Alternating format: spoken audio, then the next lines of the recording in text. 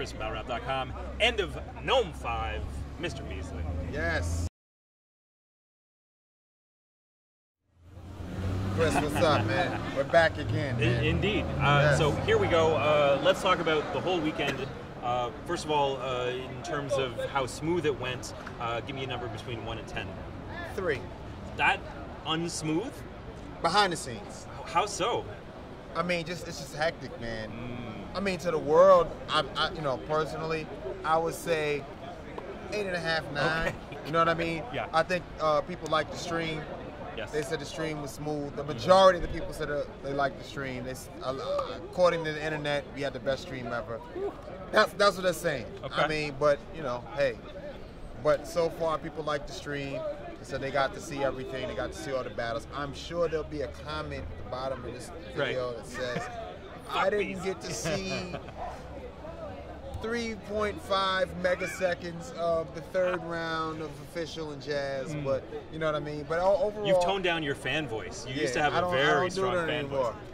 I got a lot of flack for it. I mean, it comes out every now and then when I get frustrated.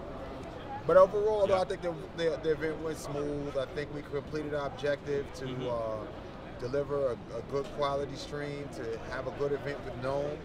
And I think a lot of the battles turned out better than expected because a lot of people, have mixed emotions about our card. But, we've been doing this for a long time, man, and we know what's going to work. And I think overall we had a good card, you know what I mean? I think we had decent battles, and I think the people are happy. The live event went well. Got in and out of the building. All the battles went down. Right. So I guess that makes it a good event. What did this event teach you? This event taught me that I need a bigger venue. Indeed. You know what I mean? Because we were sold out about 10 days before. And about a 1,200 capacity for this one. Yeah. And you sold out at Rookies vs. Vets, which had 7 or 8. Yeah. So it's just like every event we're doing now is selling out. And it's just impressive to me on so many levels because we have a high price point on our tickets. Right. So it just shows that there is some growth there within battle rap culture, that there are people who are willing to pay for this at all costs, travel from different markets, different regions, and that when you have people that are paying $100 for a general admission ticket, these are Rick Ross and Jay-Z concert ticket prices. You know what I mean? So it shows that there is some value within battle rap, and that this thing has some legs and has some potential to grow. What do you attribute that I think fairly rapid rise in popularity? Because I was at Summer Madness 4 Day 1, and there were only 400 people in that room at Gramercy. Or it wasn't. It didn't feel sold out. And Rookies vs. Vets was packed, and so was Irving. I think we just took a different type of marketing and just put a little more emphasis into certain things that we do, certain tweaks that we made. The warm-up card, we didn't really promote it as much as we normally do. Okay. But because I think we've been promoting some of the newer events, I think it's just brought a lot of steam to it, and I think we've caught a certain momentum where people are accustomed to seeing battles delivered the way that we do them, and they're curious to see what it's like behind the scenes and to really come in and get that feel. So, I just think right now it's almost like an algorithm on the internet that we've got with the consumer. You know what I mean? So it's like when we drop, when we say that something's gonna sell out, it's gonna be packed, it is. You know what I mean? So now there's like a mania when we release a date. People are like, oh shit, I gotta hurry up, I gotta be there, because they don't want to miss it. It felt after Summer Madness 4, which I thought was quite a successful event, there was kind of a period of like quietness from you guys. You had dropped a battle there was like a 5-week period where nothing came out on the channel, battle-wise, and then since then, Rookie vs. Vets, you're firing on all cylinders. Likewise with this one, what was going on behind the scenes there? Well, usually we don't do anything between Summer Madness and Christmas, right? So we shot Summer Madness kind of late last year because we were trying to get a venue and dates that worked. And it was kind of close to October almost, like the end of September. Yeah. So, you figure we're releasing each battle every week, 6-week span. We were going to do something for Christmas, but there were no venues that were available at the time. And then it just got kind of so close to the end of the year, and then so we just decided, rather than force it, have the right matches available, we'll just wait. And we had enough stuff to last us until Christmas. Okay. And then in the new year, it's like we never do anything hardly ever in January, hardly ever in February. My logic is just that in February, I believe there's so much going on between the Super Bowl, All-Star, Right. Valentine's Day, and it's a short month. So it's not really an ideal time to plan an event. Right. And it's cold in New York. Right. Exactly. So then I usually go to March. But I think what happened is there's been other battles going on and other things happening. All right? What's going on? How you been? All right. Let's do it. All right. All right. Who's that? Huh? Tone Watt. Okay. Harlem legend. There you go. So they you know, it's like this, I think what happened was, you know, I think the way that we deliver our battles with the graphics and the energy and the setup and the way that things come out, it's just gotten people into a way of looking for them to be delivered a certain way. So even though there were tons of events between January and March, it wasn't the feel of URL.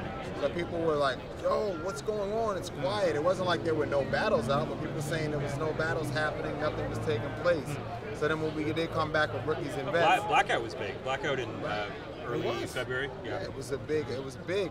But a lot of people were saying, yo, what's going on? They're dead or whatever. But that's consistently how we do in the beginning of each year. We hardly ever do anything in January, February, until March.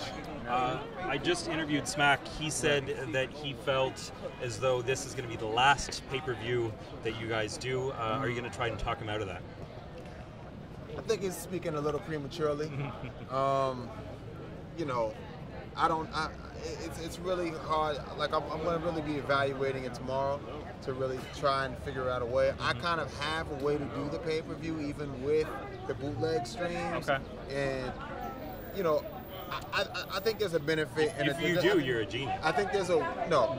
What I mean is you can't stop bootlegging. It's gonna happen. It happens to UFC. It happens to boxing.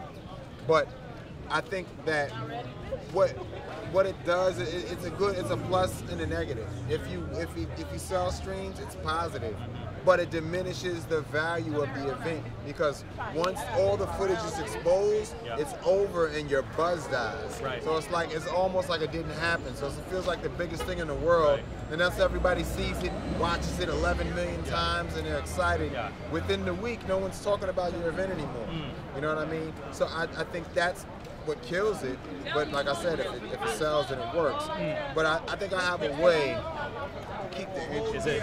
What, Don't worry. Have an event every week? I'll let the people figure it out. You know what I mean? All right. But maybe there'll be sometimes I'll do some pay-per-view events and some that I won't do. Yeah. You know, who knows? Who knows what will develop or what will happen? Final question. Think about it. I'm listening. Hollow or Clips? Hollow or Clips? You know what, man? And I'm not being political. I actually didn't see any of the battles. You haven't watched it it back? Me running around. I haven't. I got up this morning, went to do this event here, and then I saw some of it live. I thought Hollow's first round was incredible, and I think it was Clip's third round, which is crazy. But I see each and every battle in bits and pieces. I never actually get to see the battles because I'm running around like a maniac when they shut down my door. And I got BattleRap.com outside that needs to get in, and I'm reduced to doing hustles and scams to get my people in the building. We hustled and scammed too, and by the end of it, we were in there. We got it all, and we appreciate it. Yeah, so it's crazy, man. It's crazy, man. But you know, I will be doing some more events this summer before Summer Madness. You know what I mean? So I'm definitely gonna be back. We're gonna be back. And we're gonna do, we're gonna try to, put on for the people as much as possible. All right. We're appreciative for all the, all the accolades and things that people are saying about us, and about the event. And we just try to appease the fans. We've been on a quicker release schedule. Yeah. We tried the pay-per-view for you guys to see how it would go. And you're building new talent. Yeah, we're building new talent. You know what I mean? And we're just out here listening. We got our eyes and ears on the street, and we touched the concrete, man. I mean, we went from like a big building last night, a full out venue that everybody from Jay-Z to Wiz Khalifa has performed in, to the legendary Black with Star. Drake in the building, Right, and like Drake it was in the huge. building, Yeah. right. I mean, he came in the building. I didn't even, announce it or promote it, and we were sold out before he even, came through. I was surprised, when I read the tweets that he was there, and then I looked up and there. We out here breaking records, man. URL, man. We're selling out events 10 days before the doors open. Big venues, over 1,000 people. I've never seen anyone do that in battle rap ever, at least not in this era. So, that's another milestone for us, and I'm happy and I'm excited about it. Pardon me if I'm sounding like I'm bragging too much. I am Live a it up. guy, but I'm just reveling in the moment. It was a lot putting NOME together, and I'm glad that once everything came into fruition, that it ended up being a success. So it is what it is, man. All right, we'll see you at the next one. BattleRap.com. BattleRap.com.